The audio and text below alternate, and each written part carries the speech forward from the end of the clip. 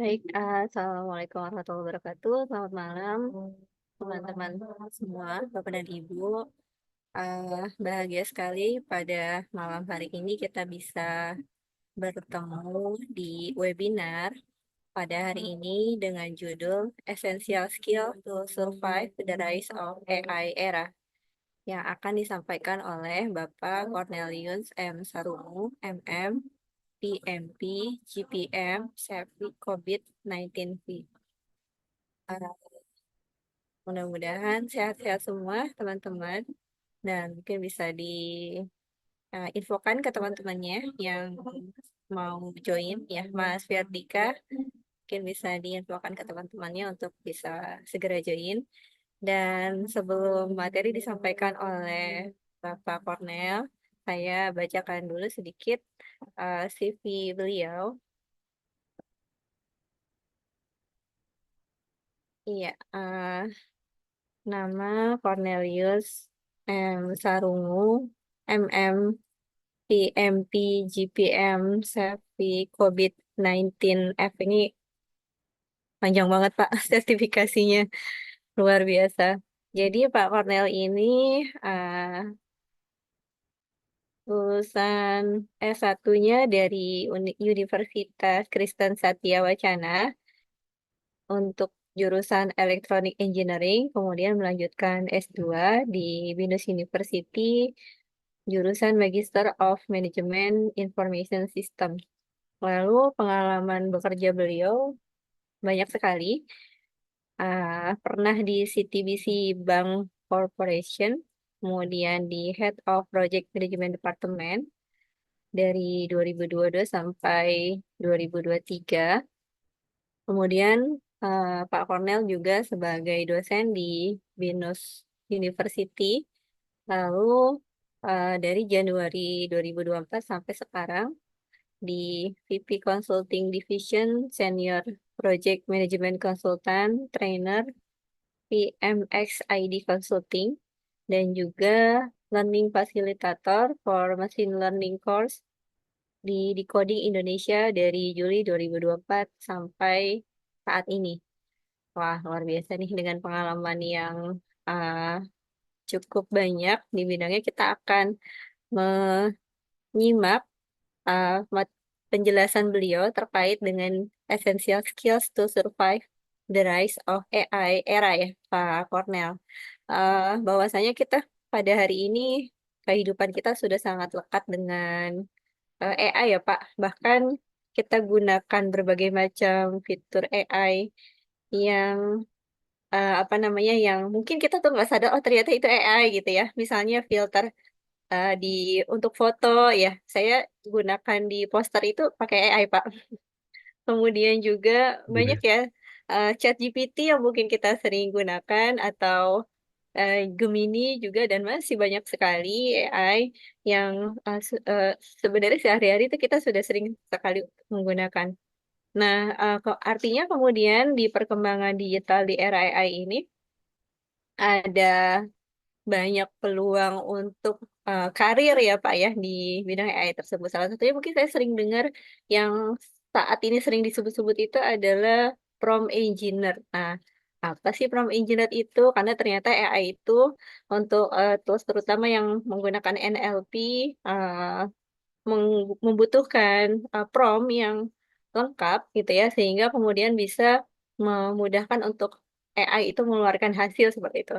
Baik, untuk lebih mempersingkat waktu, kita persilakan Pak Cornel untuk menyampaikan materinya. Silakan Pak. Ya, oke. Terima kasih Bu Meta untuk perkenalannya ya. Ini saya jadikan host juga supaya nanti kalau ada yang masuk bisa approve. Baik Pak, siap. Ya, oke. Mungkin kita mulai saja. Terima kasih rekan-rekan untuk yang sudah hadir ya. Oh, sebentar ini. Oke, ternyata hostnya pindah. Ya, mungkin di assign bisa minta tolong assign saya jadi co-host. Bu.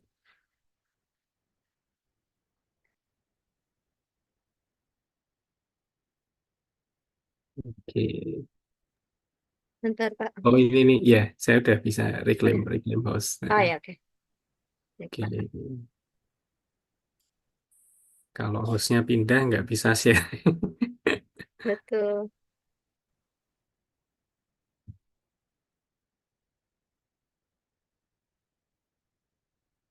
Oke, nah ya, jadi eh, ada sudah ada banyak sebenarnya acara-acara gitu ya yang digelar untuk membahas topik yang sama gitu. Apa sih skill yang dibutuhkan eh, ke depannya gitu. Karena kita kan sedang dalam masa transisi perubahan yang cukup radikal nih. Pekerja eh, cara melakukan pekerjaan sebelum pertengahan 2022 dengan setelah pertengahan 2022 itu sudah berbeda sama sekali gitu. Nah, sekarang kita intensif banget pakai AI gitu.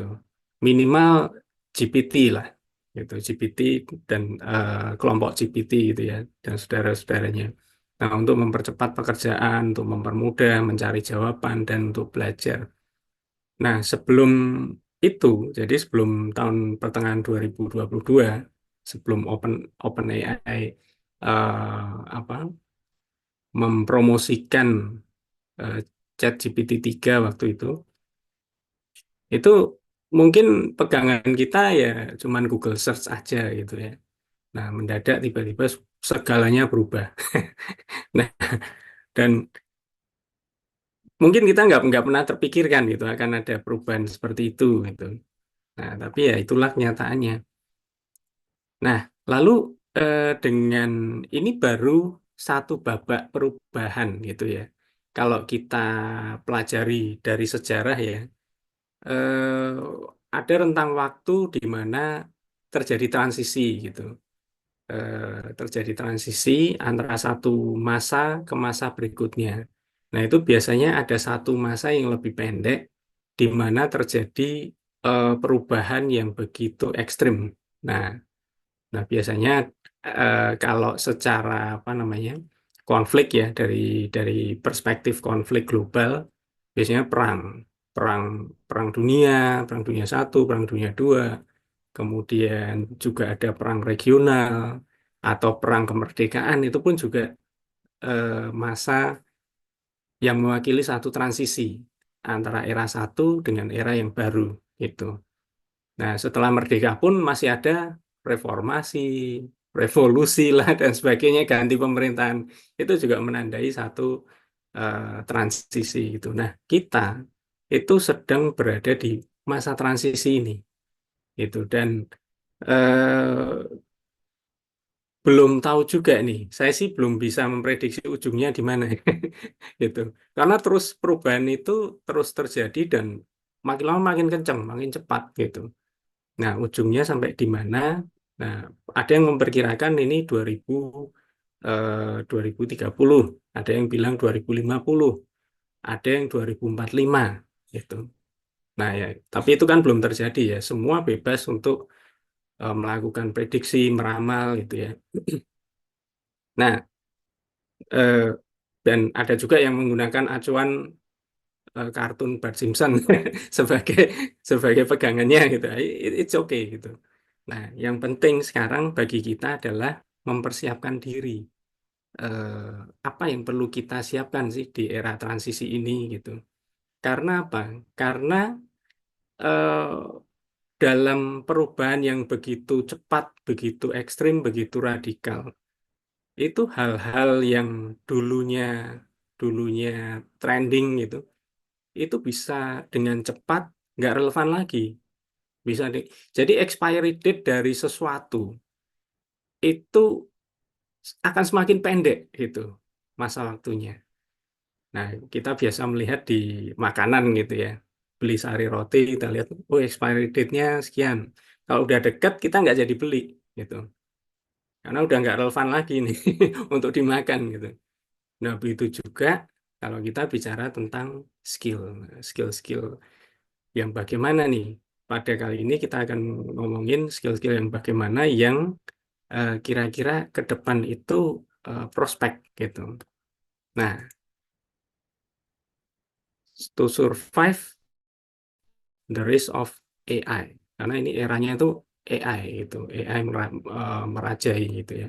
Nah, tujuan dari presentasi ini adalah menyediakan wawasan gitu tentang skill-skill apa yang kira-kira penting nanti di masa depan dan kenapa skill ini penting ya untuk menjawab tantangan perubahan teknologi dan pasar yang cepat serta persaingan global nih yang meningkat. Nah, sejak 2015 sebenarnya sejak 2010 juga ya sudah kelihatan. Kita semakin sering dari 2010 ke sini kita semakin sering melihat ekspat-ekspat di jalanan Sudirman, di mana Kuningan gitu ya. Nah, jadi apa artinya itu? Mereka yang dari jauh sana, dulu saya kerja dengan orang Spanyol tuh di satu gedung di mana di Kuningan sana. Mereka jauh-jauh dari Spanyol kerjanya di Indonesia. Nah, artinya kita juga semakin mengglobal ternyata. Jadi Jakarta itu sudah menjadi tempat kerja juga bagi para ekspat tadi. Artinya ya apa? eh, Artinya lagi apa? Ya banyak yang apply ke sini juga. Dan itu akan mempersempit kolam persaingan kerja gitu.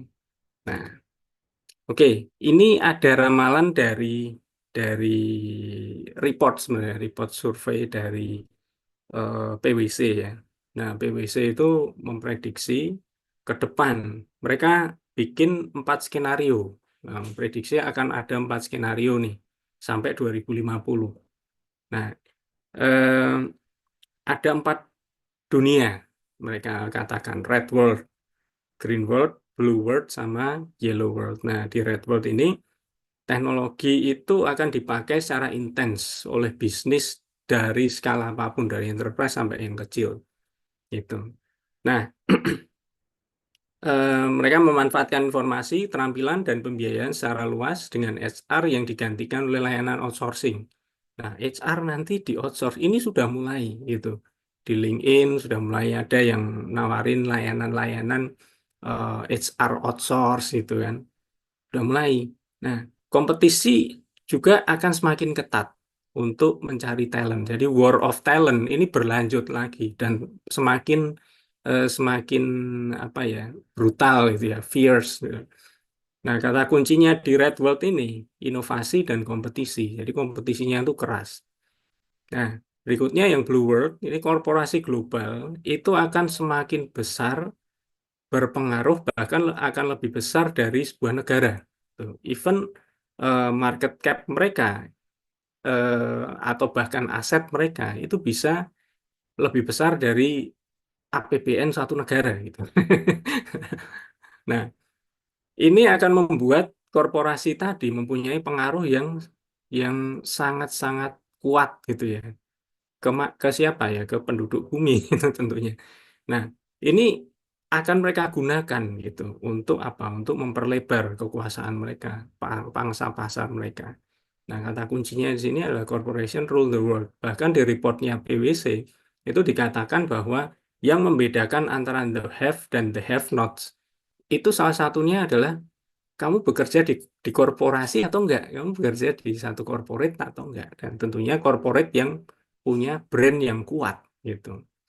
Nah, kemudian di Green World, nah di skenario ini perusahaan-perusahaan itu akan mengadopsi agenda etika dan ekologis. Jadi apa namanya, mulai terjadi transisi yang lebih ramah lingkungan gitu ya. Jadi lingkungan itu diperhatikan sekali. Nah, perlu diingat batu bara, pengurangan emisi karbon ya dari penggunaan batu bara itu akan rencana ada rencana secara global ya itu akan ditekan sampai nol itu sampai 2045. Nah, ini informasi penting untuk para pemegang saham Adaro, PTB. Nah, nanti 2030 harus sering-sering ngecek tuh kabar-kabar global. Karena artinya apa? Artinya transisi ke green technology itu akan semakin intensif menuju 2045 gitu. Nah, di green world ini em, tadi mengedepankan etika dan ekologis gitu ya sebagai hal yang nomor satu gitu. Dan sebagai respon terhadap opini publik, sumber daya yang langka dan regulasi internasional yang ketat. Kata kuncinya adalah green and social. Jadi sosial apa namanya? Opini sosial, opini netizen itu sangat diperhatikan sekali gitu. Nah, kemudian the yellow world, di yellow world ini pekerja dan perusahaan akan mencari makna dan relevansi yang lebih besar. Nah, ini relatif apa ya? Peaceful gitu ya, mencari harmonis lah. Nah, dengan fokus pada otonomi, fleksibilitas dan kompensasi adil di organisasi dengan standar etika dan sosial yang kuat.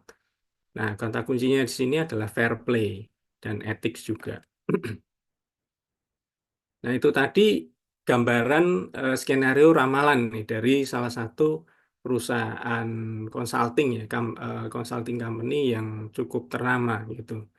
Nah, lalu kita masuk ke skill-skill apa aja sih yang prospek nih ke depannya, mungkin sampai 2030 dan mungkin masih sampai 2045 gitu. Nah, yang pertama, ini adalah keterampilan pemrograman dan teknologi terbaru. Jadi penguasaan program-program baru gitu. Nah, kemampuan untuk memprogram dengan bahasa dan teknologi terbaru. Nah, seperti blockchain dan sebagainya, mungkin bahasa pemrograman baru. Nah, alasannya kenapa teknologi terus berkembang dan keterampilan pemrograman yang terkini itu diperlukan untuk mengikuti tren yang baru. Gitu. Muncul bahasa-bahasa baru tahun 2010-an masih orang masih jarang dengar Golang gitu ya. Tapi begitu masuk 2018 wah, Golang. Apalagi ketika Golang dipakai oleh apa namanya Gojek kalau nggak salah ya untuk mengoptimalkan ini mereka. Nah, itu kabar yang saya dengar. Nah, baru ini kita mulai sering dengar itu. Nah, cara mempelajari, ikuti kursus pemrograman terbaru, pelajari bahasa dan alat baru, serta berpartisipasi dalam proyek teknologi. Nah, saya pun sampai sekarang masih coding gitu. Meskipun 13 tahun terakhir itu role-nya bekerja di role sebagai project manager. Nah, tapi masih coding, nggak teknis itu nggak saya tinggalin. Nah, pas di tahun ini ada kesempatan untuk jadi machine learning fasilitator, saya masuk gitu. Saya belajar machine learning itu sudah data science ya, itu sudah dari 2015, kemudian masuk ke machine learning dan AI itu tahun 2022, benar-benar serius gitu ya, masuk belajar, nyelesain tracknya di coding. Nah, sekarang jadi machine learning fasilitator. Nah, nah, kenapa kok Jensen Huang kan bilang nggak perlu lagi lu belajar programming.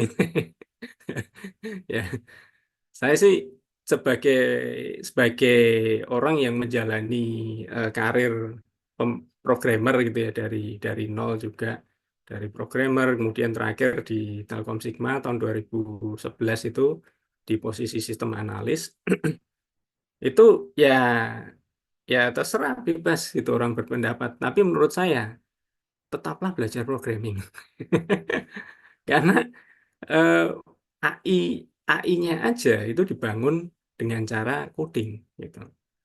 Nah, artinya apa? Kita masih perlu coding loh untuk maintain AI-nya gitu. Nah, selain itu juga programming itu sebenarnya yang di apa yang didapat dari belajar programming itu algorithmic thinking-nya.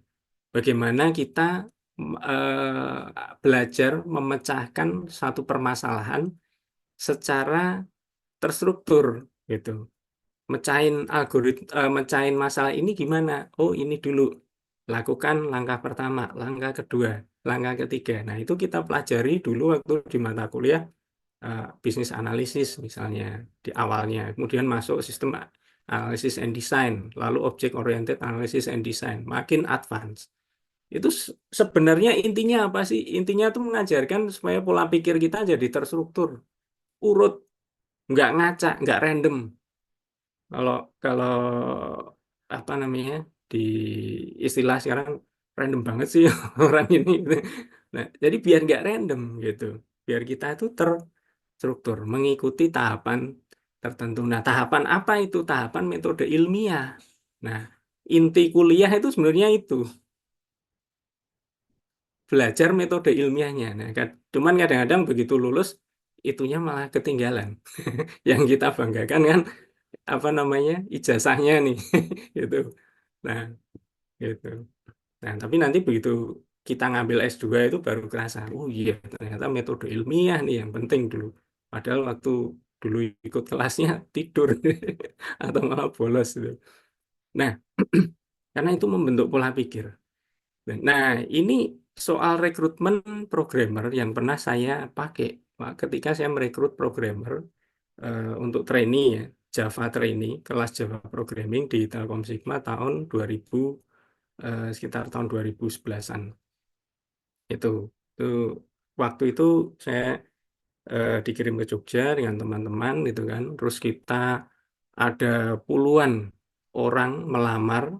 Nah, kami tes empat. Saya sih kasih 4 soal ini. Ada lagi soal macam-macam dari HRD ya.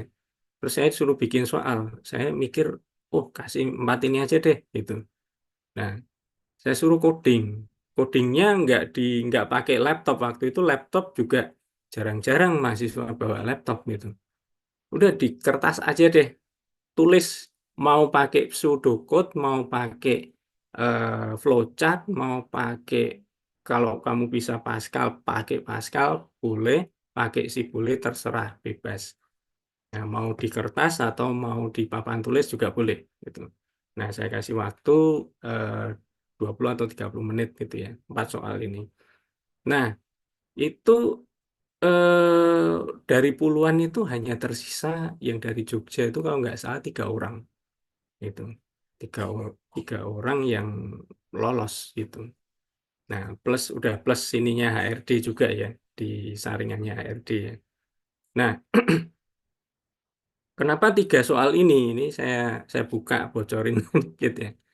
Nah, sebenarnya nomor 1, 2, 3 itu untuk melihat eh, orang ini, si calon calon trainee ini, dia punya apa namanya istilahnya itu algorithmic thinkingnya itu mateng nggak, mature nggak gitu. Nah, biasanya saya mengidentifikasi itu nggak perlu aneh-aneh, nggak perlu soal yang advance, udah kasih soal looping aja. Kalau dia bisa menyelesaikan dan bisa menyelesaikan dengan cepat, dia udah mature gitu. Apalagi di luar kepala gitu. Nah, soal yang lebih advance itu desain pattern. Nah, itu kalau untuk level-level analis ya, sistem analis, solusi arsitek itu kasih soal desain pattern, kasih kertas aja, nggak usah, nggak boleh laptop, kasih kertas. Itu dia bisa coding, nulis codingan singleton pattern gitu ya, atau factory atau observer pattern. Nah, tanpa salah rekrut dia langsung gitu. Nah, itu metode belajar klasik gitu. Jadi codingan itu pakai tangan dulu. Kami saya tahun 90 belajar coding. Nggak punya komputer gitu. Kita biasa ke warnet sewa. Nah, tapi kami suka banget coding. Saya punya beberapa teman juga suka coding. Ketika ngobrol yang ngomong obrolannya coding. Terus kita belajarnya gimana? Di buku tulis gitu. Beli buku Pascal gitu, Pascal 3.0, kita belajar, kita coding di buku pakai tangan gitu.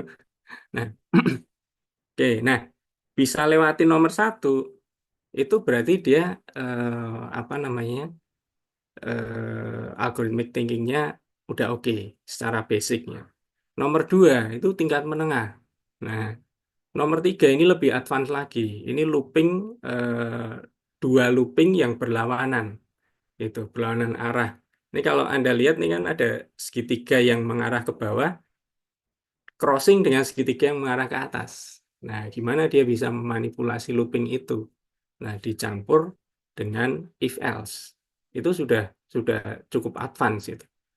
Nah, kemudian yang keempat, ini sebenarnya soal untuk menguji creative thinking gitu. Nah, gimana caranya ini? Ini kan nggak ada polanya gitu. Nggak ada polanya terus gimana nih? Nah, itu banyak programmer-programmer yang bisa menyelesaikan tiga ini di nomor 4 jatuh sampai waktunya habis mereka nyerah gitu. Nah, termasuk programmer yang senior gitu karena saya kasih ada teman saya coba, wah, kamu susah banget nih. Susah gimana? Terus, nah, ternyata yang keempat ini sebenarnya jawabannya gampang gitu. Ya sudah, kalau memang dianya nggak berpola, ya di print aja semua satu-satu gitu loh. Nah, sebenarnya ini saya pasang. Kenapa? Untuk menguji gitu si calon programmer tadi. Bisa nggak dia keluar dari pemikiran algorithmic thinking dia gitu. Atau dengan kata lain, kita mengidentifikasi ini orang punya nggak sisi kreatif thinkingnya, skill kreatif thinkingnya. Nah, kalau dia bisa berpikir out of the box, lalu kasih jawaban tep, semuanya terjawab, nah itu langsung saya minta HRD langsung rekrut. Ini langsung masuk aja nih, gitu. Nah, nah ada yang terperangkap di nomor 1, 2, 3, 4 nggak bisa jawab, ya. Nah, itu biasanya teknikalnya kuat, tapi ketika mereka diminta untuk memecahkan masalah baru agak kesulitan.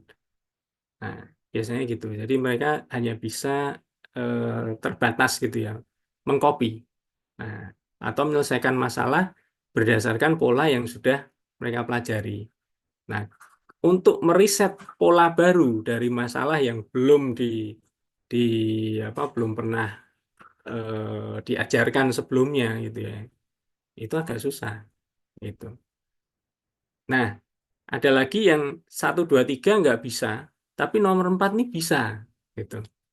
Nah, ini biasanya sih bakatnya memang bukan di programming gitu. Nah, mungkin di tester itu lebih bagus atau di apa namanya desainer gitu ya. Nah, ya ini sekilas apa contoh soal rekrutmen programming itu. Nah, kenapa itu harus berimbang? Apa namanya algorithmic thinking sama creative thinking, nah, supaya nggak terjebak. Kadang-kadang kita kan punya ukuran, oh bisa bisa berpikirnya udah terstruktur itu bagus gitu. Nah, kadang-kadang nggak juga sih. Karena nanti kalau ketemu problem yang random, susah dicari polanya gitu. Nah, mesin learning itu juga ada kelemahan. Begitu datanya itu random ngacak, dia akan bingung gitu. Akan susah ini polanya. Outputnya nanti kacau juga. Boleh dites. Gitu. Nah, nah kita lanjut ya. Yang kedua, skill kedua itu kreativitas dan inovasi. Nah, itu tadi creative thinking. Kemampuan untuk menghasilkan ide baru, nah, dan solusi kreatif dalam menghadapi tantangan dan perubahan. Nah, creative thinking itu penting ketika berada dalam masa transisi, dalam perubahan. Itu. Kita harus mencari jalan yang baru. Nah, itu diperlukan. Itu. Kreativitas dan inovasi mendorong perkembangan produk, layanan, dan strategi yang unggul di pasar yang kompetitif. Cara belajarnya, latihan pemecahan masalah kreatif, nah, terlibat dalam proyek inovatif, dan ikuti pelatihan atau workshop tentang teknik kreativitas. Nah, ini role yang sering menggunakan skill ini product manager, UI UX designer, digital artist, game designer gitu ya. Dan mungkin masih banyak lagi. Sebenarnya banyak role-role yang di atas juga ya, C-level gitu ya. Itu manajer harusnya juga juga perlu menguasai ini. Nah, kemudian digital entrepreneurship. Nah, ini bakal penting banget di era digital gitu. Karena sekarang kenapa toko-toko apa namanya pasar lah, pasar Tanah Abang sepi, kemudian Mangga Dua sepi, mall juga kita istilahnya kiamat mall dulu terjadi di Amerika, sekarang terjadi di sini, karena semua beralih gitu. Lapak-lapak digital itu jauh lebih mudah dibuka gitu. Dan ada beberapa yang nggak usah bayar sewa gitu kan.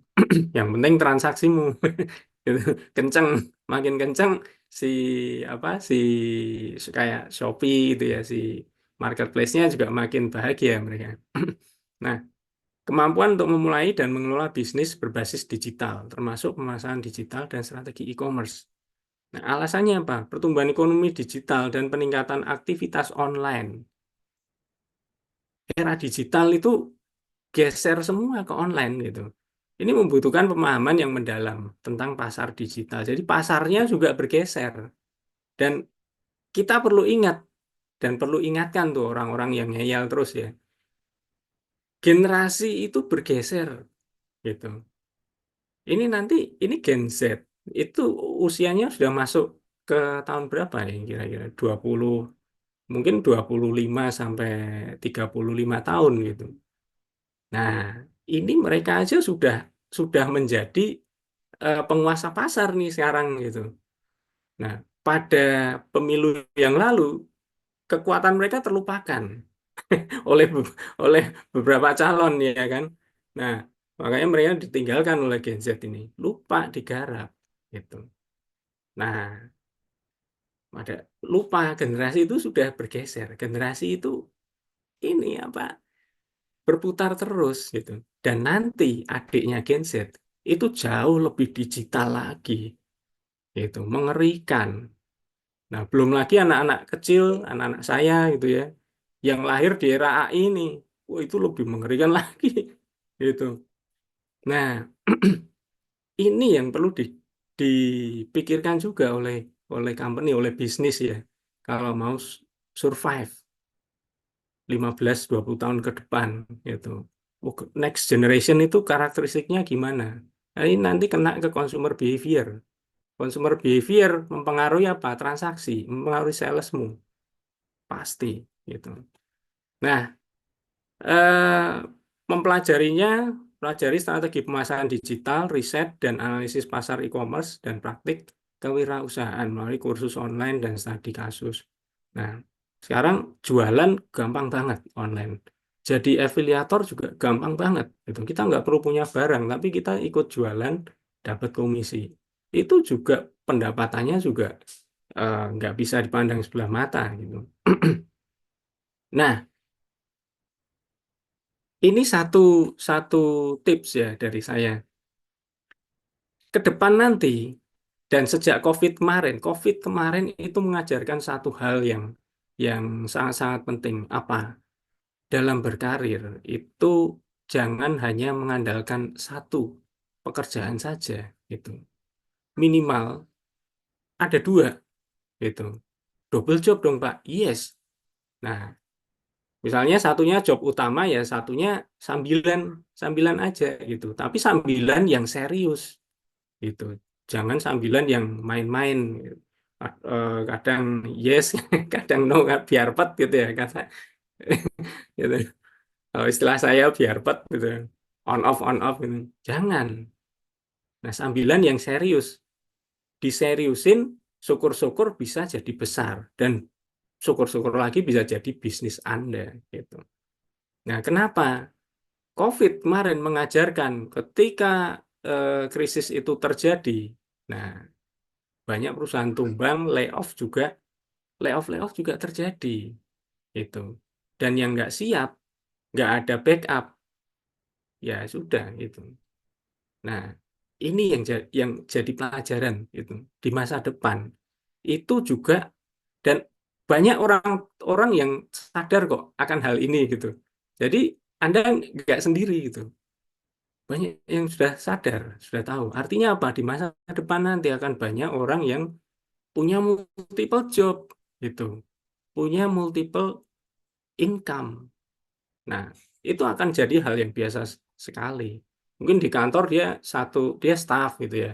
Oh, tapi ternyata dia jualan nih di Shopee. Nah, di TikTok dia afiliator. Di YouTube dia konten kreator, Bu, revenue streamnya 4. Nah, nah ketika ketika apa namanya kantornya gonjang-ganjing atau tiba-tiba berubah jadi toksik, wah dia kena layoff santai. Dia resign, wah udah nggak cocok nih sama kantor gua, resign resign gitu. Nah, jadi seperti itu. Nah, kemudian ini juga terkait ke sini, keterampilan kecerdasan emosional. Kemampuan untuk mengenali, memahami, dan mengelola emosi sendiri dan orang lain secara efektif. Nah, kecerdasan emosional ini penting untuk membangun hubungan kerja yang sehat, menangani situasi menantang. Nah, cara mempelajarinya, latihan dalam refleksi diri, pengembangan empati, dan keterampilan komunikasi melalui pelatihan atau workshop. Ini mau nggak mau kita harus belajar eh, kayak ilmu-ilmu kayak psikologi, neuroscience, kemudian buku-bukunya apa namanya Daniel Goldman tentang eh, apa emotional intelligence. Nah, ini ketika Anda menapaki karir sebagai manajer ke atas, pelajari. Ini harus ada, harus punya skill mandatori banget gitu. Kemudian kecerdasan budaya. Nah, ini ketika terutama kalau kita bekerja di apa namanya multinasional ya, multinasional company itu sorry, bentar saya lihat. Nah, di multinational company ini harus ada kecerdasan budaya. Artinya apa? Kita mesti bisa eh, berkenalan dan berhubungan dengan orang yang memiliki karakter budaya yang berbeda. Harus mampu memahami gitu. Karena kalau nggak mampu memahami, sebenarnya bukan hanya di dalam dunia kerja, tapi di dalam kehidupan sehari-hari. Ini sangat penting kecerdasan budaya itu. Kalau enggak, wah, duh, konflik sosial di mana-mana nanti. Rusuh terus. Rusuh terus, bisnis nggak jalan, kehidupan akan berantakan. Gitu. Nggak enak kan jadinya. Nah, makanya ini skill yang sangat penting. Nah, akan makin penting kenapa? Tadi globalisasi akan semakin apa namanya? Semakin tajam gitu ya. Orang bisa bekerja, orang dari sini bisa bekerja di luar negeri, dari luar negeri ke sini. Jadi arus manusia bekerja, arus pekerja migran itu akan makin cair gitu. Nah, ditambah lagi dengan konsep WFH sekarang ini remote working. Saya bisa aja lamar programmer misalnya, tapi di Amerika gitu. Nah, cuman agak berat karena kalau ininya di Amerika kan online-nya harus harus shift malam tuh. Nah, padahal besoknya harus ngajar ngajar kelas. Capek banget. Nah, oke, kecerdasan budaya untuk berkolaborasi. Nah, kemudian keterampilan komunikasi interpersonal dan kolaborasi jarak jauh. Nah, PMI, kelompok Project Manager Internasional, Project Management Institute, itu sudah memasukkan virtual team sejak PMBOK versi 5 tahun 2013. Gitu. Nah, saya mengajar online itu dari tahun 2015. Nah, BINUS kalau nggak salah tahun 2010-an, kalau nggak salah ya, BINUS online. Gitu. Nah, karena saya pernah di kampus tahun 2010 itu melihat ininya apa namanya pamflet dicari apa programmer iOS, Android gitu ya untuk membuat mobile app dan web gitu ya. Nah, LMS dulu juga sudah ada. Nah, dari dulu. Nah, kolaborasi jarak jauh apalagi sekarang setelah COVID ini jadi satu hal yang makin populer gitu ya. Makin banyak perusahaan yang hybrid, kemudian yang dua dua 3 hari di kantor, 2 hari WFH, atau sebaliknya. Atau malah ada yang remote, full remote deh, gitu. Nah, nah, ini kemampuan untuk berkomunikasi dan bekerja sama secara efektif dengan tim yang terdistribusi secara virtual. Nah, nanti jangan heran kalau misalnya Anda bekerja di satu company, eh, bekerja mengerjakan proyeknya itu ini apa namanya beda letak geografis, beda negara. Nah, tapi ketika meeting meeting bareng gitu. Terus saya tahun 2018 itu pernah. Jadi di satu proyek CRM, kliennya di Bandung, saya di Jakarta dengan tim. Kemudian partner ada di Shenzhen, China. Kita meeting dari siang sampai malam membahas requirement, menyelesaikan requirement satu-satu. Ada 300 poin, kita bahas satu-satu, diselesaikan gitu ya. Ya, eh, tipikal pekerjaan seperti itu sudah mulai dari dulu. Nah, sejak COVID makin intens, nah ini ke depan akan makin populer lagi. Dan sudah nggak bisa balik lagi, gitu. Nah, kalau balik, oke semua onsite semua, itu perusahaan bisa ditinggalkan oleh Gen Z, misalnya. Lama-lama Anda akan susah nyari nyari pekerja, gitu. Nah,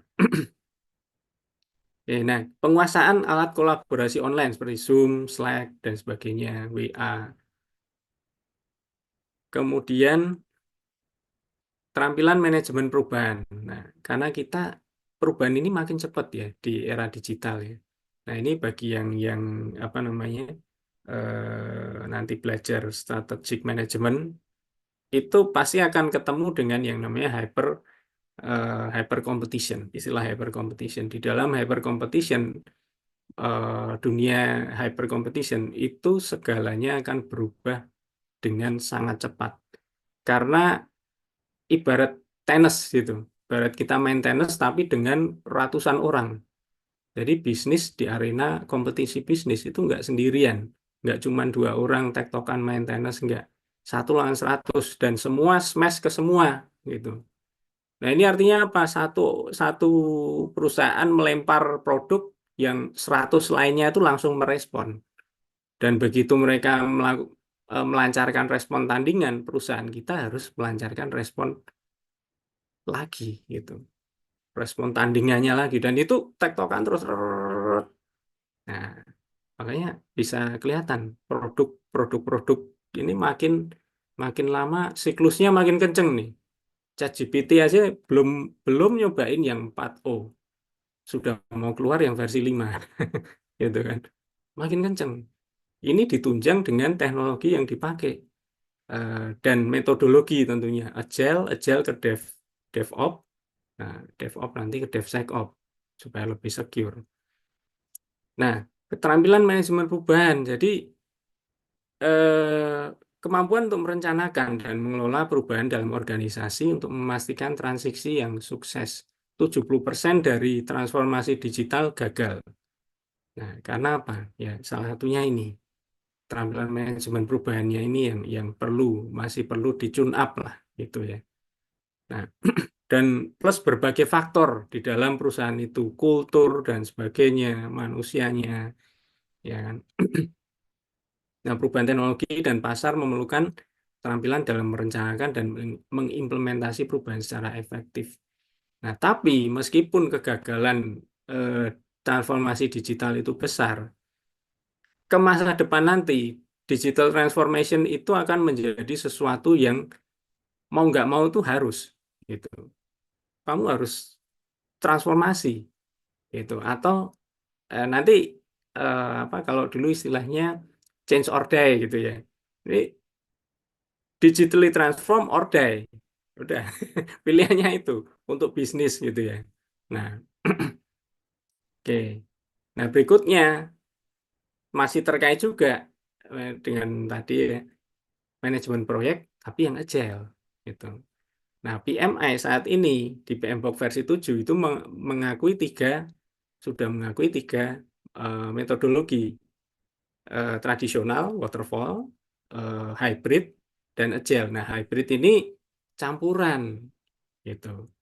Ternyata yang dulu fanatik, oh saya waterfall, agile jelek. Oh saya agile, waterfall jelek. Pada prakteknya itu campur gitu. Yang ngerasa nerapin agile ternyata semi, ya. Yang ini jadi terjadi eh, mix mixed up gitu ya di lapangan. Nah, makanya berdasarkan dari kenyataan itu ya sudah diakomodir aja nih tiga itu. Nah, kemampuan untuk mengelola proyek dengan metodologi agile, termasuk Scrum dan Kanban untuk responsif terhadap perubahan. Nah, supaya lebih, karena tadi kan cepet ya, ada kita lempar produk ke pasar itu langsung direspon, mungkin besoknya langsung direspon, kompetitor langsung ngeluarin tandingannya gitu. Nah, kita harus melakukan respon lagi, respon dari kompetitor lagi. Nah, ini produk manajernya itu yang bermain. Oh, ini fiturnya nambah ini. Nah, dianalisa dulu di dalam. Begitu, oke, kita pasang fitur tandingan. Nah, lempar ke tim development. Tim developmentnya udah harus siap siap berubah lagi tuh. Itu dan semakin cepat. Nah, metodologi Agile memungkinkan adaptasi cepat terhadap perubahan dan meningkatkan efisiensi proyek. Nah, oke, nah ini bisa ngambil jalur sertifikasi kayak Scrum Master misalnya dari scrum.org. Itu ada banyak sertifikasi yang digelar ya dan cukup prospektif.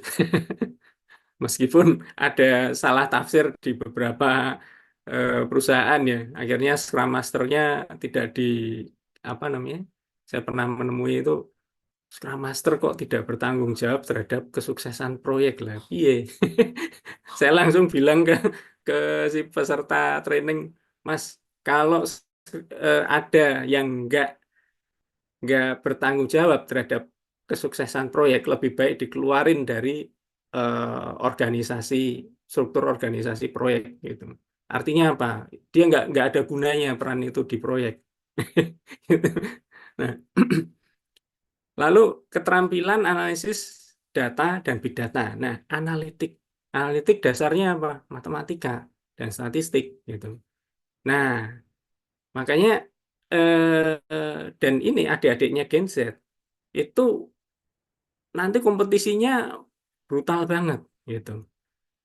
Yang apa namanya yang ada uang lebih itu yang punya resource, mereka akan ngetrain anak-anak mereka dengan matematika dan nanti kalau udah udah kenal statistik ditrain statistik. Nah, itu mereka yang akan menguasai lapangan gitu. Nah, sedangkan yang nggak punya resource ini gitu. Nah, sebenarnya apa namanya dunia digital itu ada positifnya juga. Nah, kayak misalnya Mas Menteri ini kurikulum Merdeka ada bagusnya sebenarnya. Kenapa? Materi-materi yang dulu itu mahal, kita harus beli bukunya, itu pun dari guru didiktekan harus beli buku ini itu. Itu sekarang bisa di-download kok for free, everything semua ada gitu. Kita bisa jadi bisa aja belajar mandiri gitu. Nah, jadi itu memberikan keadilan gitu. Nah, jadi nggak peduli kamu punya resource atau enggak, semua bisa sekolah. Intinya itu gitu. Karena apa? Karena kalau kita penguasaan ilmu itu masih ter apa? Masih terdiskriminasi oleh lu punya atau enggak, ini akan menjadi tidak adil gitu. Dan nanti ketimpangan itu akan semakin besar. Yang kaya makin kaya, yang miskin makin miskin gitu. Nah, ini yang kita semua harus berusaha mengurangi, memperkecil gap ini gitu. Supaya apa? Sila kelima itu terwujud. Nah, keadilan sosial bagi seluruh rakyat Indonesia. Nah, Keterampilan analisis dan big data tadi dasarnya matematika, statistik gitu ya. Algorithmic thinking. Oh, saya pecinta matematika, tapi nggak suka programming ya nggak bisa. Karena harus pakai R, harus pakai Python. Oh, tapi bisa pakai SPS, ya oke. Gitu. Oke, tapi nggak sefleksibel, ya kan? Nggak sefleksibel Python, Pandas, pakai Pandas, pakai scikit-learn dan sebagainya, pakai R, ya kan? Dengan library-library-nya. Nah, kemampuan untuk mengumpulkan, menganalisis, dan menghasilkan big data untuk membuat keputusan berbasis data. Dan ini nanti akan jadi landasan dari data science. Nah, ini data engineer, role yang bermain di sini ada data engineer, data scientist. Nah, jadi dasar juga untuk machine learning. Nah, keterampilan cerdasan buatan dan pembelajaran mesin. Nah, ini kemampuan untuk merancang dan mengimplementasikan algoritma AI dan machine learning yang dapat menganalisis data dan membuat prediksi. Alasannya, kenapa butuh? Karena AI dan machine learning akan mendominasi berbagai industri, dari kesehatan hingga transportasi, mempengaruhi efisiensi dan inovasi. Kita ini baru di era awal AI, gitu. Era awal. Nah, saya sudah merasakan era prasejarahnya dulu.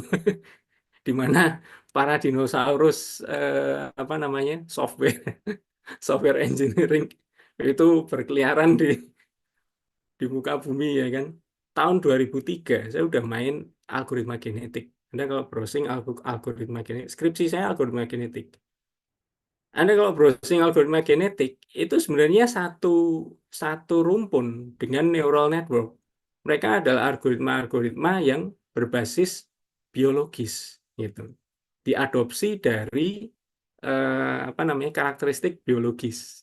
Nah, neural network dari otak ya kan, algoritma genetik dari mekanisme apa tuh evolusi Charles Darwin. Nah, nanti ada lagi swarm algorithm dari ini apa serangga dan sebagainya. Nah, tahun 2003 itu skripsi saya algoritma genetik dan oleh pembimbing saya almarhum diminta bikin hardware-nya. Pusing saya, waduh. Karena saya nggak suka nyolder tuh. Udah disuruh bikin hardware. Jadi AI yang di-embed ke hardware. Gila tahun 2003. Saya angkat tangan karena apa? Kebayang biayanya itu pertama biaya pasti besar banget, ya kan? Riset hardware. Eh, terus waktu untuk menyelesaikan skripsi itu bakal panjang banget masih, gitu. Akhirnya saya nawar, Pak, gimana kalau saya bikin emulatornya aja deh, gitu. Nanti saya rancang. Itu benar-benar ngerancang kayak ngerancang CPU, gitu. Karena kami di elektronika, teknik elektronika itu dapat eh, apa namanya, untai digital, kemudian sistem digital, kemudian di level tiganya itu komputer sistem arsitektur. Bukunya karangan Morris Mano. Nah, ketika udah lewat itu, kita udah bisa merancang CPU sederhana gitu. Nah, saya pakai tarik konsepnya dari situ, saya apa rancang arsitektur register-registernya untuk mengkombinasi apa variabel-variabelnya algoritma genetik gitu ya. Dia kan perlu satu set register untuk menyimpan apa tuh gen istilahnya. Nah, kalau di algoritma genetik kita sebut gen itu isinya itu populasi gen ya. Isinya adalah kombinasi parameter yang nantinya merupakan eh, alternatif-alternatif solusi gitu. Nah, kita bikin registernya itu, kemudian masuk apa dirancang processing unitnya. Nah, saya coding pakai bahasa C. Emulatornya di tahun 2000 2000-an 2000 sampai 2003 saya garap skripsi itu lama juga 2,5 tahun itu. Nah, itu zaman prasejarah AI, fuzzy logic, apa namanya, neural network itu kegunaannya baru terbatas banget dan apa ya istilahnya orang ngambil tuh untuk skripsi serius pas skripsi tapi setelah lulus ya cuman buat gaya-gaya. Karena mau mau nerapin itu juga susah. Kekuatan komputasi masih lemah waktu itu, gitu kan. Nah, sekarang kekuatan komputasinya udah berlipat-lipat. Makanya jalanin model di laptop, nah, laptopnya spek game tapi ya itu oke lah gitu. Apalagi sekarang ada cloud Google Colab, jalanin di sana, setel GPU GPU-nya running running well gitu. Nah, ini penting nanti pelajari matematika, statistik dasar, kuasai pemrograman Python, TensorFlow, PyTorch. Nah, kursus-kursus online banyak. Role-nya Machine Learning Engineer, AI Engineer. Kemudian keterampilan elektronika praktis dan robotika. Ini untuk ke depan itu kehidupan manusia akan semakin embed, semakin terintegrasi dengan robotika gitu. Ini nanti kita akan lihat perjalanannya. Drone, kemudian drone sudah dipakai pada peperangan ya kan, dan itu mengubah game changing banget lah. Tank yang tadinya jadi andalan ya kan, sekarang wah cupu.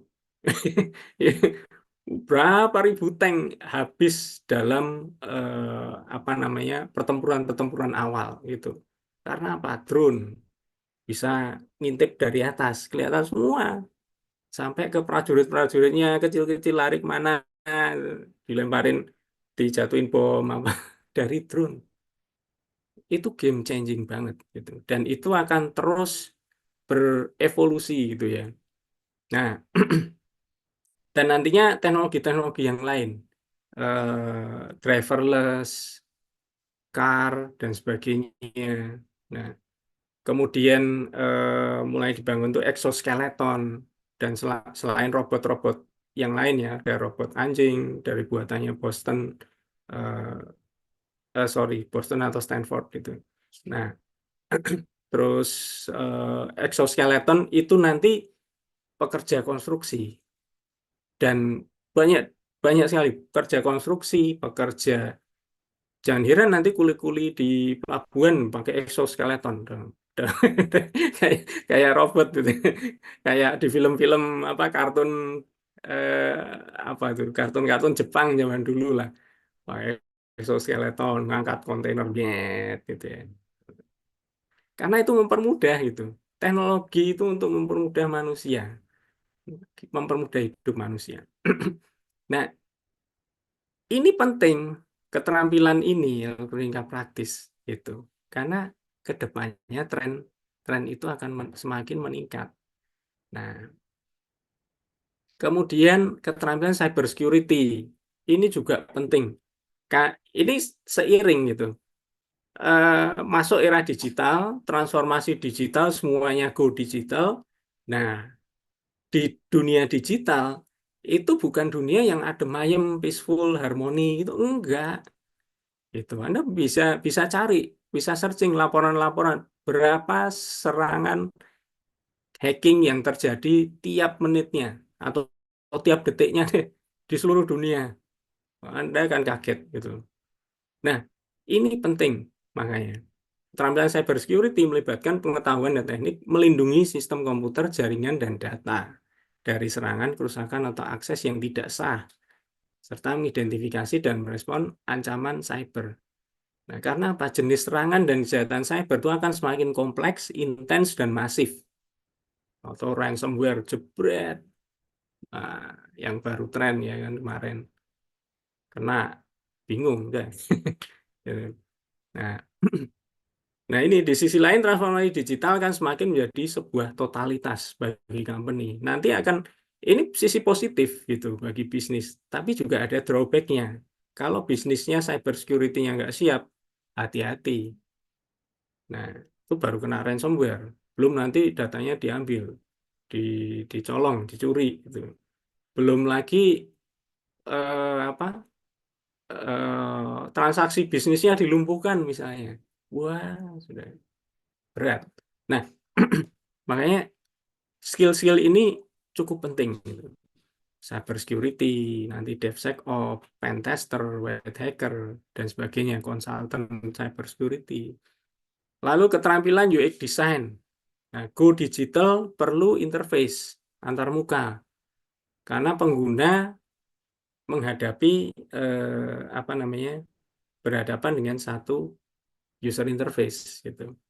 Nah, ini customer experience-nya perlu perlu dibangun, perlu didesain dengan bagus dan perlu dievaluasi secara periodik gitu. Nah, karena apa? Pernah dengar nggak user mobile app itu adalah user-user yang paling kejam. Karena begitu, wah dia coba, waduh ini ribet banget sih aplikasi, langsung apa? Uninstall. Artinya apa? Anda langsung bisnis Anda langsung ditinggalkan. Itu sudah bye-bye dan nggak pakai lagi. Itu kejam sekali gitu. Nah, belum lagi nanti bintang bintang satu. Wah, sudah bintang satu, bintang satu, bintang satu. Apalagi menginfluence teman-temannya untuk memencet bintang satu rame-rame. Waduh, itu. Nah, makanya ini juga penting gitu. Jadi para UX designer itu role yang vital gitu. Binus mulai banyak nih UX research itu ya skripsinya ya. Nah, kemudian keterampilan etika dan tata kelola teknologi gitu. Akar semua permasalahan IT yang murat-marit, kacau balau itu sebenarnya bisa ditarik kedua hal ke atas gitu. Yang pertama arsitektur, yang kedua tata kelola. Dua itu hancur, ke bawah itu pasti ambiar gitu. Hancur semua, hancur-hancuran deh gitu. Kenapa ada ribuan aplikasi? Ya tarik aja ke atas, tata kelolanya gimana, arsitekturnya gimana, itu. Siapa yang ngurusi? Kalau nggak ada, itu berat banget. Gimana nanti 2045 ketahanan digital? Nah, pertanyaan yang tanda tanya besar. Nah, di sini karena tadi ada tanda tanyanya gitu ya, makanya di sini ada celah nih, ada peluang bagi apa? Orang-orang yang memiliki skill ini tata kelola, IT governance, GRC istilahnya. Kemampuan untuk memahami dan menerapkan prinsip etika dan regulasi yang terkait dengan teknologi dan penggunaan data. Nah, baru-baru ini trending GDPR, PDP mau diterapin Oktober, diburu-buru. Nah, definisi PDP aja gimana? Masih blur gitu ya. Semua masih blur, tapi udah di-push. Nah, terapin, hati-hati itu. Hati-hati banget ya. Nah, dengan banyaknya isu etika dalam teknologi seperti privasi data dan AI, pemahaman etika menjadi penting. Nah, oke, ChatGPT, euforia. Nah, habis itu dia copy paste dokumen-dokumen penting perusahaan tuh. Set, set, set, set, wah, seret. Oh, dapat proposalnya dalam 3 detik. Gitu kan. Tapi data perusahaan dimakan tuh sama OpenAI. Nah, pertanyaannya itu data data publik atau data rahasia? Ternyata pas dilihat dokumennya konfidensial. Wah, gimana? Nah, jadi hati-hati nih, gitu. Nah, ini perlu orang yang master di sini, gitu. Untuk apa? Tata kelolanya itu diberesin dulu deh, gitu. Nah, kemudian plus arsitekturnya juga. Nah, ini semi technical arsitektur. Nah, di sini role yang penting itu IT and management consultant, auditor, IT governance, dan para strategis. Berikutnya, keterampilan pengembangan berkelanjutan dan green technology. Ini tanpa kita sadari, kita ini sebenarnya sekarang mulai bergeser nih. Gitu. Anda lihat nggak, mulai banyak sepeda motor listrik. Kalau digas kenceng, nggak bunyi. Nggak kayak yang bensin gitu. Jadi halus aja gitu ya. Makin kenceng ya cuman Tapi itu ada bahayanya juga sih. Mobil listrik itu kalau ngebut nggak bunyi. Nah, itu hati-hati. Makanya itu. Nah, ini terjadi pergeseran. Mobil listrik makin banyak. Di kafe-kafe, saya sering dengar orang bicarain, weh ini Hyundai eh, keluarin baru nih, keren, bagus, ini. Dan mereka mulai membicarakan tuh apa namanya utilisasi pricing dari electronic vehicle gitu.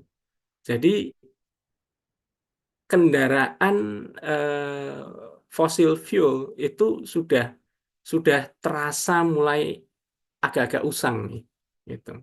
Orang orang menjadi apa ya istilahnya mulai mulai terintegrasi dengan status. Nah, oh kalau naik naik electronic vehicle statusnya nah kayak gitulah. Nah, artinya apa? Terjadi pergeseran. Kemudian tadi di beberapa saya dapat informasi juga dari beberapa kawan yang eh, apa namanya sama alumni elektro juga ya. Mereka juga ternyata mulai eh, bergerak di bisnis-bisnis green technology, tenaga surya, tenaga uap kayak gitu, dan yang lain-lain. Nah, jadi mulai cari alternatif nih, gitu. Nah, artinya kita mulai ada pergeseran ke sana, ke arah sana. Nah, skill berarti apa? Skill-skill yang insinyur-insinyur yang menguasai teknologi-teknologi hijau tadi ya, yang mendukung lingkungan gitu ya, ramah lingkungan, itu akan juga semakin diperlukan. Nah, kemudian keterampilan pengelolaan SDM dan kesejahteraan karyawan ini yang sering terlewatkan nih di acara-acara kayak gini, yang bahas kayak gini, gitu. Jadi eh, pergeseran generasi tadi itu memerlukan perubahan dalam pengelolaan eh, sumber daya manusia. Nggak bisa kita pakai konsep lama gitu ya. Generasi X masih konsep corporate kuno gitu. Corporate tahun 90-an dipakai zaman sekarang udah nggak laku. Itu nanti perusahaan Anda akan ditinggalkan bedol desa pasti. Gitu. Nah, kalau bedol desa itu terjadi, kemampuan organisasi, kapabilitas dari organisasi akan drop. Nah, itu drop artinya apa? Kemampuan Anda melakukan bisnis juga semakin loyo. Nah, order mungkin ada, tapi Anda nggak sanggup lagi melakukannya, mengerjakannya. Kalau dipaksain, resource nggak ada, akhirnya apa? Image Anda akan terpuruk, ambruk bisnis Anda lama-lama. Betul, gitu. Nah, makanya jangan meremehkan ini. HR ini kelihatannya apa namanya sepele, tapi ini vital banget gitu. Salah mengelola tim di organisasi, wah berat, ambiar gitu. Nah, makanya cari apa namanya istilahnya bangun tim HR yang benar-benar visioner, nggak cuman oh melakukan ini sehari-hari dengan absen, ngitung absen. Sekarang tuh, aduh, saya apa ya? eh saya bukannya anti absen ya, cuman kalau itu dipakai sebagai parameter untuk mengukur kinerja seseorang tuh rasanya nggak banget deh, nggak ada kaitannya sih. Ini pengalaman dari seorang manajer proyek yang mengelola proyek belasan tahun gitu. Nggak ada kaitannya kita harus onsite di kantor dengan kinerja apa namanya kita dalam pekerjaan. Nggak ada. Yang ada kaitannya tuh apa? Outcome. Kamu outcome-nya apa? Resultmu apa? Nah, efektif, efisien nggak pekerjaanmu itu yang kena gitu loh. Harusnya kena ke KPI. Nah, kalau sampai masih ada yang ngurusin absensinya nggak bolong-bolong, aduh, itu tahun 90-an banget gitu. Nanti kita harus ngantri ceklok, ceklok, ceklok gitu. Nah, Saya sih di tim juga, eh, pokoknya yang penting outcome-nya deh, gitu. Saya minta kamu lakuin ini, setor laporan ini, setor, gitu. Nah, kamu setor di waktu yang saya tentukan. Itu sudah kepuasan bagi saya, gitu. Dan KPI kamu bagus. Nilai kamu oke menurut saya, gitu. Nah, kamu mau absen mau enggak itu, mau eksis di kantor mau mau WFH, ya sekarang work from anywhere, gitu. Nah, SDM yang masih mengurus, ARD yang masih mengurusi hal-hal, jadi ada hal-hal yang sudah nggak relevan lagi, gitu loh, terkait dengan sumber daya manusia. Tinggalkan hal itu, fokuslah pada hal-hal yang relevan sekarang dan yang akan datang ke depan ini, yang akan relevan lagi apa. Itu HRD yang visioner, gitu. Gimana sih cara ngembangin tim supaya mereka bisa level up bareng-bareng, gitu ya, kolaborasinya cair. Nah, sehingga apa, sehingga pekerjaan itu efektif dan efisien. Artinya apa? Artinya sekali mendayung itu cepat, gitu, kompak. Nah, kalau kita bicara tentang Scrum, self organizing team, nah harusnya HRD itu mewujudkan itu, gitu loh. Gimana nih caranya supaya tim-tim di departemen ini bisa jadi self-organizing team. Strategik nggak itu? Strategik banget, gitu. Itu yang harusnya jadi pemikiran HR, bukan ngurusin absen. Udah ketinggalan. Nah, berikutnya teknologi cloud. Nah, semua migrasi ke cloud. Kadang-kadang tanpa ngitung cost and benefitnya. Pokoknya ikut tren dulu deh, rame-rame. Masuk cloud. Nah, yang penting gaya, gitu kan. Udah di cloud, Mas. Udah dong, gitu. Nah, nggak taunya bolong juga. Kena hack juga. Hati-hati. Nah, keterampilan teknologi cloud melibatkan pemahaman dan kemampuan dalam menggunakan layanan dan infrastruktur berbasis cloud. Jadi ini role-role yang muncul, gitu. Seiring dengan munculnya teknologi cloud, nah role baru muncul, gitu. Ini juga tahun 2015 mungkin ke sini ya, baru baru mulai trending, gitu. Nah, alasan kebutuhannya dengan adopsi yang terus meningkat dan memang makin meningkat dari solusi cloud untuk bisnis dan organisasi. Maka skill-skill ini penting, itu untuk memfasilitasi dari cloud admin. Sekarang machine learning aja ininya ke cloud, gitu. Dan sudah disediakan ya sama Google, pakai Vertex AI, pakai TFE, kita bisa main MLOps di cloud-nya. Azure juga dengan apa, ML Studio-nya, Machine Learning Studio-nya. AWS saya kurang tahu karena nggak pernah main AWS, mainnya Azure sama Google. Ya. Tapi pasti ada deh, karena cloud itu mirip-mirip kok. Eh, apa namanya, kalau kita buka fitur peta fiturnya ya, kita jejerin gitu, ini kok kayak contekan, gitu. Sama di sini ada, di situ pasti ada, gitu. Nah, pelajari keterampilan ini melalui kursus ya, sertifikasi. Sertifikasinya murah, 90, relatif murah ya, dibanding sertifikasi yang lain, dibanding PMP apalagi.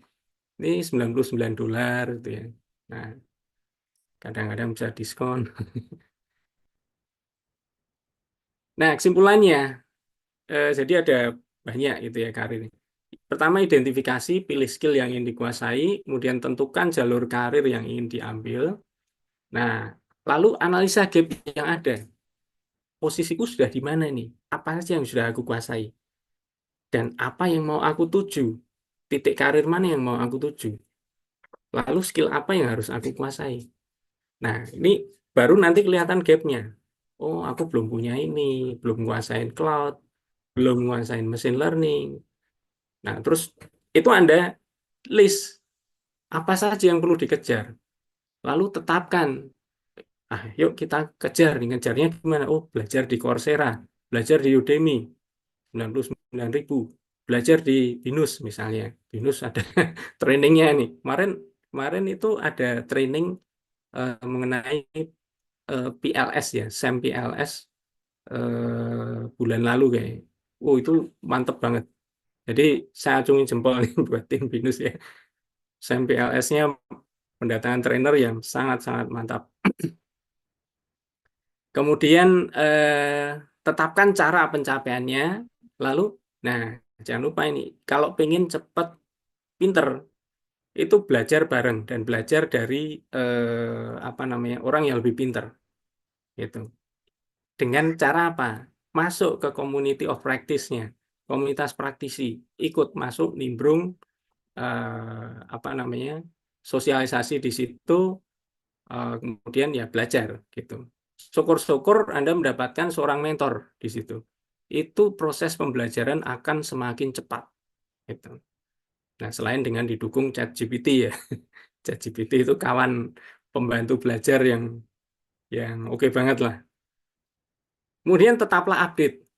Nah, update kabar-kabar apa yang terbaru gitu ya.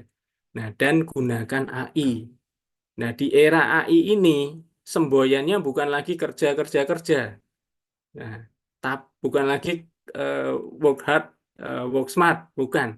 Tapi kerja cepat hasil akurat gitu.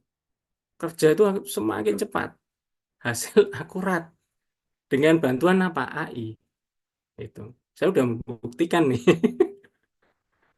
Bikin model apa, mesin learning apa, seret, tinggal modif dikit-dikit, sesuaiin, cepet banget gitu. Dalam hitungan menit malah. Yang tahun 2022 itu saya kerjakan dalam hitungan jam, terus sekarang selesai dalam hitungan menit gitu. Nah, dan masih banyak lagi penggunaan AI ya. Ini kalau kalau mau di trainingin bisa jadi puluhan webinar training menggunakan AI untuk manajemen proyek, menggunakan AI untuk membuat materi pembelajaran di universitas, menggunakan AI untuk macam-macam. Nah, oke mungkin itu saja dari saya ya. Terima kasih penjabarannya. Mohon maaf kalau terlalu panjang mungkin ya. Ya, kita bisa masuk ke sesi eh, pertanyaan tanya jawab. Silakan. Ya, Oh ya, baik. ya untuk yang ini saya ada bagikan link Google Drive. Itu mohon diakses ya. Di situ ada materinya plus beberapa report dari PwC dari apa yang saya jadikan sumber tentang future works gitu. Bagus, isinya bagus-bagus gitu.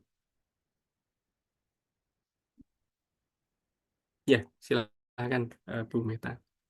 Baik, luar biasa ini Pak Cornel. Materinya daging semua nih kita eh, bahas tentang AI. Jadi boleh dibuka sesi diskusinya, teman-teman Bapak dan Ibu. Eh, boleh langsung atau via chat. Nah, ini ada dari Ibu Ros. Jadi ini ada Ya, beberapa dari teman saya, Pak Cornel. Bu Ros dari Universitas Raharja, kemudian Ibu Yani dari Universitas Tangerang Raya. Ibu Ros bertanya bagaimana tanggapan materi mengenai kecurangan yang terjadi oleh beberapa orang yang menggunakan AI untuk mengerjakan tes masuk di PTN kemarin yang sedang ramai ya Pak. ya, ya. Nah, ini ya penggunaan AI itu nggak bisa dihindari sih, gitu. Jadi saya sering memantau gitu ya, dan sering beberapa kali ketemu juga debat plus minusnya AI itu.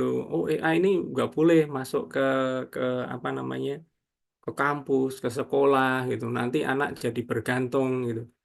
Ya, menurut saya sih tergantung perspektifnya gitu. Nah, AI itu kan ibarat apa ya? Ibarat pisau lah. AI itu tools gitu. Kalau kita nggak apa-apain, pisaunya ya cuma tergeletak di meja gitu. Nah, pertanyaannya apakah pisau itu bisa berguna? Bisa. Kita pakai untuk motong buah. Nah, tapi bisa juga berbahaya kalau kita apa misalnya kita ayun-ayunkan gitu sampai kena teman terus kesayat, nah, itu kan membahayakan. Artinya apa? Tergantung dari intention kita. Maksud kita menggunakan tools tadi apa gitu. Nah, kita start dari situ dulu perspektifnya.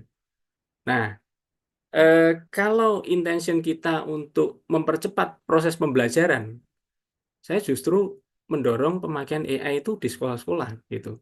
Ajarkan sedini mungkin dan ajarkan cara penggunaan yang benar. Nah, ini itu. Google Search dulu waktu keluar juga menciptakan ini juga kan di dunia akademis. Oh, ini dilarang pakai Google Search. Oh, jangan dilarang. Justru ini memunculkan skill baru nih, online researcher gitu. Gitu. Nah, mencari informasi di dunia maya itu ternyata butuh skill juga. Nah, waktu itu. Nah, sekarang sudah ada AI menggeser apa Google Search, ya artinya apa? Kita harus mengajarkan pemakaiannya secara benar gitu kepada para murid dan sebagainya gitu ya. Nah, itu yang pertama. Nah, yang kedua, kadang-kadang memang tidak bisa dipungkiri eh, kemajuan teknologi itu sekarang ya di era digital itu seringkali mendahului regulasi, mendahului sistem yang sudah ada, legacy system, mendahului semuanya gitu. Nah, makanya ini sebenarnya kalau kejadian kasus kemarin ya, beberapa orang menggunakan AI mengerjakan tes masuk PTN. Kalau dari perspektif saya, artinya kita perlu berubah gitu. Kita harus merubah mekanisme. Mekanisme apa? Ya pengujiannya gitu. Yuk. Nah, soal perubahannya gimana ya itu nanti silakan dibahas, dibahas ini ya oleh ahli-ahlinya lah. Tapi artinya kalau saya memandang dari kasus itu, kita nggak bisa menyalahkan ininya ya, apa namanya? Oh, yang para murid tadi curang gitu. Terus kita jelek-jelekin mereka, ininya jelek lah. Nah, sekarang pertanyaannya, yang mendidik mereka itu siapa? Ya kita-kita juga kan, gitu. Nah, apalagi kita dari sisi apa akademisi gitu, pendidik. Itu anak-anak kita juga gitu loh. Artinya apa? Ada tanggung jawab di kita juga. Kalau kita menuding mereka ada sebagian yang balik ke kita juga tuh. Gitu. Artinya kita menyalahkan diri sendiri gitu. Nah, daripada seperti itu, saya mending lebih memilih perbaiki sistemnya. Artinya apa? Sistemnya sudah nggak relevan lagi dengan perubahan teknologi yang ada. Nah, supaya relevan lagi gimana? Ya, perlu ada improvement, perlu ada sesuatu yang di-upgrade gitu. Nah, jadi seperti itu. Karena gini, kalau kita lihat ya, sejak trennya muncul ChatGPT muncul itu apa namanya online course seperti contohnya ya, satu contoh yang saya jadi member itu DataCamp, itu langsung adopsi AI dan itu mempermudah banget usernya gitu. Sebelum ada adopsi AI, saya belajar sesuatu, Python misalnya, itu kalau ketemu problem, waduh lama banget gitu. Dan harus searching, searching, begadang-gadang, searching gitu kan. Nah, tapi begitu ada AI, saya tinggal ini, kadang dia udah kasih saran gitu kan, itu pembelajaran saya menjadi cepat, jauh lebih cepat gitu. Nah, jadi seperti itu, Bu Rose, jawaban jawaban saya ya. Eh, Ya, Kita nggak bisa serta-merta menyalahkan pelakunya gitu, karena ya teknologinya tersedia and it's free gitu, dan nggak dilarang juga gitu, nggak ada aturan yang melarangnya juga kan. Nah, dan itu mereka utilize untuk itu. Nah, seperti itu. Itu. ya, betul Pak. Jadi kalau di dalam pembelajaran justru baiknya memang kita mengarahkan para mahasiswa atau pelajar kita ya untuk menggunakan teknologi-teknologi tersebut. Tetapi mungkin yang dirubah adalah questionnya misalnya. Jadi bukan lagi Ya, pertanyaan betul dalam tuh. bentuk definisi, tetapi kemudian silahkan menggunakan ChatGPT, Gemini, ataupun semisalnya. Kemudian dianalisis misalnya seperti itu informasi yang didapatkan dari AI tersebut. Ya, jadi memang teknologi tidak bisa kita hindari, betul ya, Bu Ros. Baik, terkait dengan penggunaan AI juga tadi memang membutuhkan prompt ya. Saya pernah mengikuti juga pelatihan di BINUS penggunaan AI untuk pembuatan buku ajar nih Pak Cornel. Itu luar biasa ternyata sangat memudahkan kita.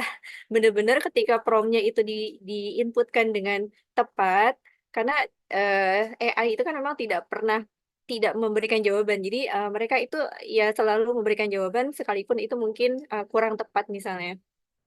Nah, tapi kemudian dengan menginputkan prompt yang tepat, yang sedetil mungkin, maka keluarlah output informasi yang eh, ya kita anggap sesuai seperti itu ya Pak Cornel.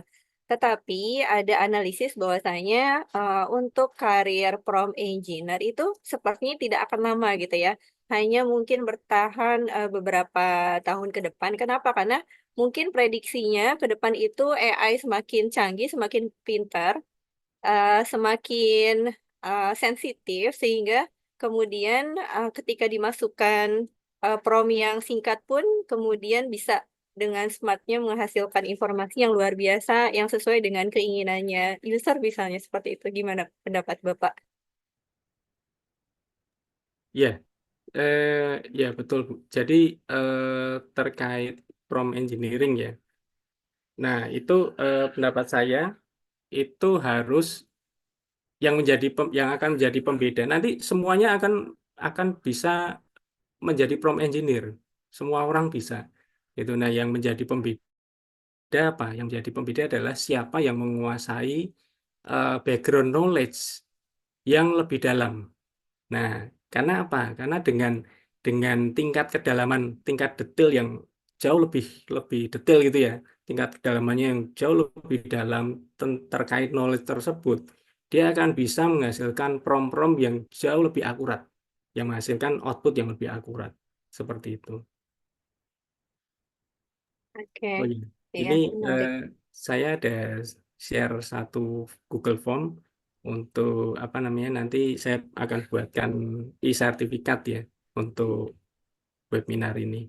Baik, ya teman-teman peserta webinar pada malam hari ini silakan mengisi link Google Form yang sudah di-share oleh Pak Kornel. Pak, Pak, pertanyaan. saya mau Oh, boleh, boleh. Mas Ferdika, silakan. ya, Ini mau sebet. tanya satu aja, Pak.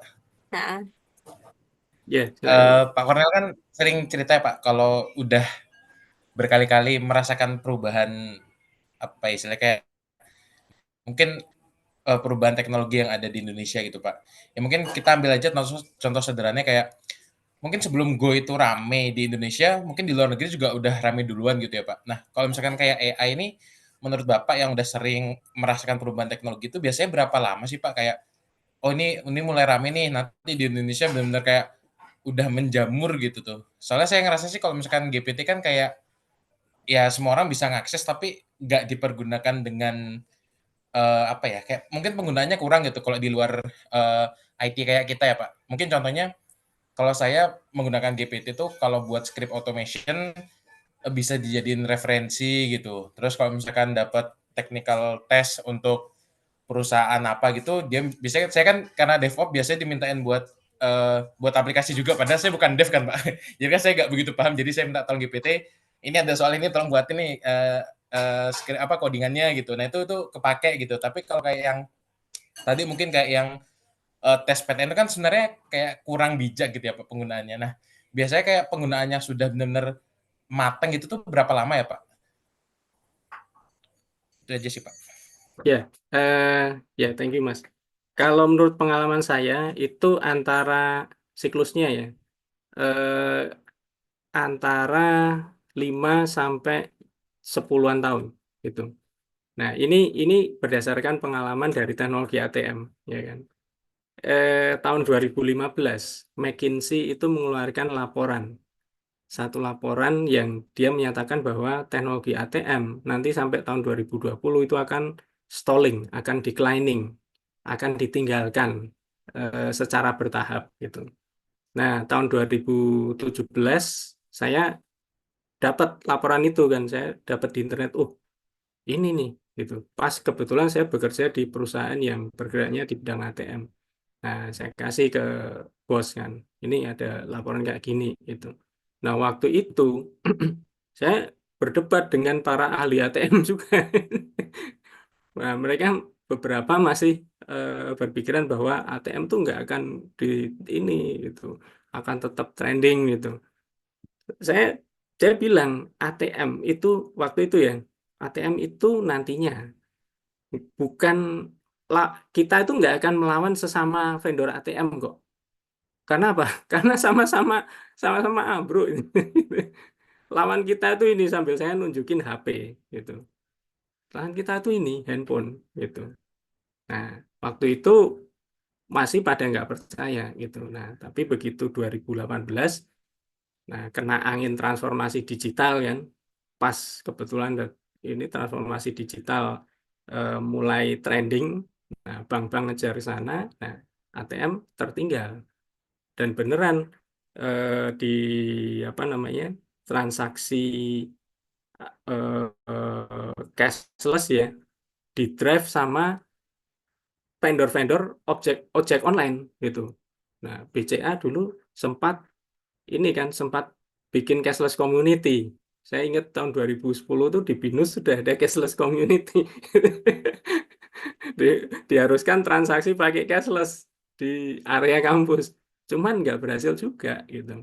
Karena apa? Karena belum menyentuh eh, hal yang digunakan, yang dilakukan sehari-hari oleh para konsumernya. Nah, sedangkan app-nya ojek online itu benar-benar menyentuh. Tiap hari pakai nggak? Pakai, saya sendiri pakai. Tiap hari pesan pesan motor, pesan mobil gitu untuk transport.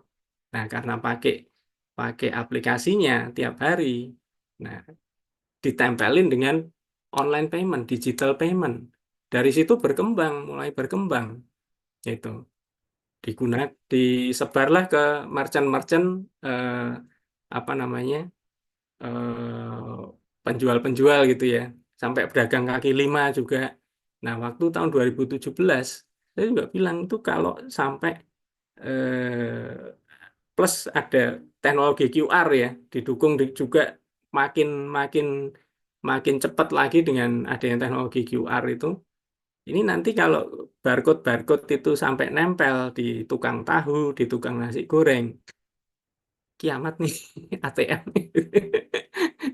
Karena orang kemana-mana tuh akan makin kecil gitu bawa cashnya, ya kan. Dan itu benar, frekuensi orang ke ATM makin turun. Semua ininya scan, scan, scan, scan gitu kan sekarang ya. Nah, tahun 2020 sampai sekarang itu dari tahun 2015 ya, tahun 2000. Berarti belum belum ada 10 tahun nih. Karena 10 tahun 2025. Nah, ini sudah benar-benar apa namanya di bawah lah itu. Nah, jadi ini GPT ya, apa istilahnya large language model itu mulai muncul tahun 2022 ya. Nah, ini nanti rame-rame apa hype-nya, euforianya ini nanti kira-kira sampai tahun kelima gitu. Tahun kelima nanti max apa penggunaannya secara maksimal, nah itu masuk dari tahun 5 ke tahun ke-10. Nah, prediksi saya seperti itu. Melihat dari sejarah ya. Gitu. Mm-mm. Ya, luar biasa nih insight-nya Pak Kornel. Gimana Mas Firdika? Cukup menjawab. Berarti kisaran paling 2030-an gitu udah mulai yang mateng gitu ya, Pak, ya? Terus Ya, nanti ada teknologi baru lagi mungkin ya? Apa mungkin mundur ya, saja. Pak? Mungkin Kiamat saja. paling ya? Eh, eh. Ini kita akan banyak ke depan, akan banyak kejutan-kejutan baru gitu. Semakin terbuka nih gitu. Dan akan ada peran-peran baru yang mungkin hari ini kita belum kepikiran gitu. Nanti pas tahun 2030, wih, sekarang ada role ini ya. Kayak misalnya site reliability engineer. Hmm. Wah, itu tahun 2018 nggak ada istilah itu. Saya nggak pernah dengar tuh. Tapi sekarang, wih, site reliability, site reliability engineer. Wah, gitu. Nah, jadi seperti itu, Mas. Kenyataannya semakin cepat gitu. Ya, mudah-mudahan bisa nambah semangat nih Mas Wiardika dan teman-teman mahasiswa. Ah, berarti kan memang tadi jelas 17 skill yang tadi dipaparkan oleh Pak Kornel itu memang luar biasa. Tapi saya punya satu pertanyaan nih Pak Kornel. Dari 17 skill yang tadi dibutuhkan untuk masa depan, untuk skill yang nomor 4 nih Pak. Jadi saya pikir 16 itu bisa dipelajari, tapi yang nomor 4 ini eh, susah ya Pak. Maksudnya gini, itu harus ditanam dari usia dini mungkin ya. Ada peran keluarga misalnya, karena semakin ke sini anak-anak Gen Z gitu kan, dengan digitalisasi yang luar biasa, justru semakin yang kalau kita lihat kan ya hilang rasa empati dan sebagainya. Ini gimana menurut Pak Kornel? Oh, oke. Nomor 4, kecerdasan Kecerdasan emosional. Ya, emosional, ya.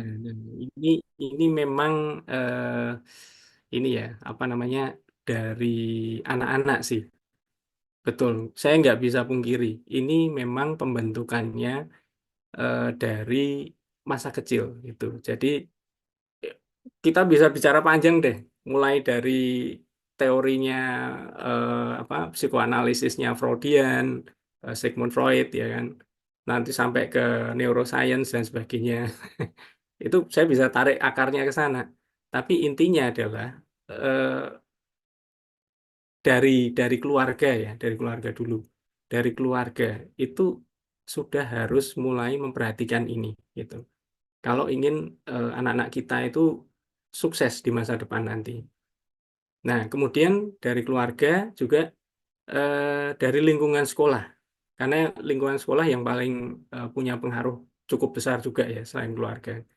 Lingkungan sekolah juga perlu gitu. Lingkungan kampus kita sebagai pendidik akademis itu juga mulai perlu memperhatikan hal ini gitu. Jadi nggak cuman bagaimana apa, menghasilkan lulusan-lulusan dengan IPK tinggi, enggak. Kita harus juga menempa ini gitu. Bagaimana mahasiswa-mahasiswa kita itu nggak cuman cerdas secara apa namanya skill, secara hard hard skill, tapi juga memiliki nah kecerdasan emosional yang tinggi juga. Karena ini faktor yang sangat penting gitu. Skill skill teknis itu bisa kok bikin kita kerja, tapi yang bisa bikin kita naik ke atas itu kecerdasan emosional gitu.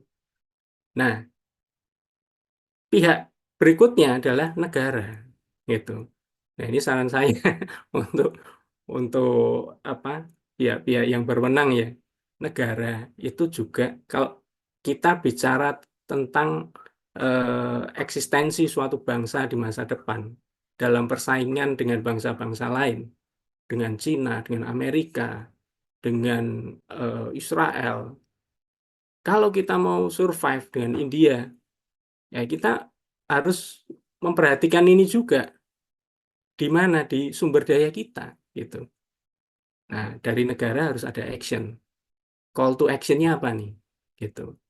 Itu harus masuk ke dalam kurikulum, mau nggak mau. Jadi itu jawaban saya, Bu Meta. Ya, baik, siap Pak. Ini bekal kami sebagai mama Pak, yang punya anak-anak Gen Z dan adiknya Gen Z. Ada saya, Bu Ros, Bu Yani, dan Bu Rodrifah yang punya anak-anak masih kecil. Nah, ini memang bekal, berarti memang butuh peran keluarga ya untuk apa ya, sejak dini ya, menyiapkan anak-anak terkait Iya, dengan kecerdasan emosional ini. kita semua ini tugas kita semua. Ya, baik.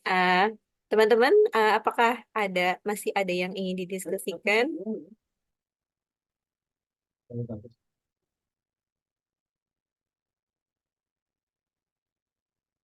Nih ada komen dari Bu Ros, saya sih berharap kalau kita nggak perlu pakai beli-beli paket data atau bayar paket data.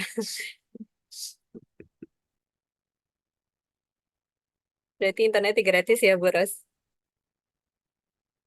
Baik, karena sudah tidak ada lagi pertanyaan dan memang sudah semakin malam, mungkin Pak Cornel bisa closing statement untuk kemudian menambah semangat peserta agar kemudian menyiapkan diri lebih baik untuk meningkatkan skill yang dibutuhkan di masa depan. Silakan Pak Cornel. Ya, oke. Pertama-tama saya ucapkan terima kasih ya untuk semua rekan yang hadir di malam ini, di webinar ini. Kemudian untuk summary dari semuanya yang sudah saya sampaikan, intinya itu sebenarnya adalah keep learning gitu ya. Jangan pernah puas berhenti di satu titik. Karena dengan kondisi sekarang ini, kita bisa dengan cepat tuh jadi nggak relevan gitu. Pemikiran kita, pola pikir kita, metode yang kita pegang, knowledge kita, ilmu kita, skill kita bisa dengan cepat itu expired. Nah, agar kita stay relevan gimana ya? Keep learning gitu. Continuous learning, continuous improvement. Nah, continuous improvement nggak cuma diterapin di organisasi tapi terhadap diri kita sendiri. Jadi itu yang harus kita jadikan pegangan gitu ya. Mungkin itu saja Bu Meta dan rekan-rekan sekalian. Terima kasih. Baik, terima kasih Pak Cornel untuk semua insight yang luar biasa, eh, sangat berharga bagi kita untuk menambah semangat kita dan memberikan bekal yang luar biasa pada kita semua untuk menyiapkan diri kita, mengupgrade skill kita untuk masa depan, di mana memang eh, pada hari ini kita hidup di era AI. Dan terima kasih juga kepada teman-teman partisipan pada malam hari ini. Kita akan berjumpa kembali di webinar eh, selanjutnya. Nanti akan diinformasikan oleh Pak Cornel ya Pak, jika ada Ya, webinar yang berikutnya di ini webinar sesi yang ke-9 ya Pak dari 9. PMS ID. Ya. Hmm. Oke, untuk link presensinya silakan diisi teman-teman dan tadi juga sudah di-share Google Drive yang berisi materi dari Pak Cornel ditambah dengan tambahan dari beberapa pendukung materi yang kita eh, bahas pada malam hari ini.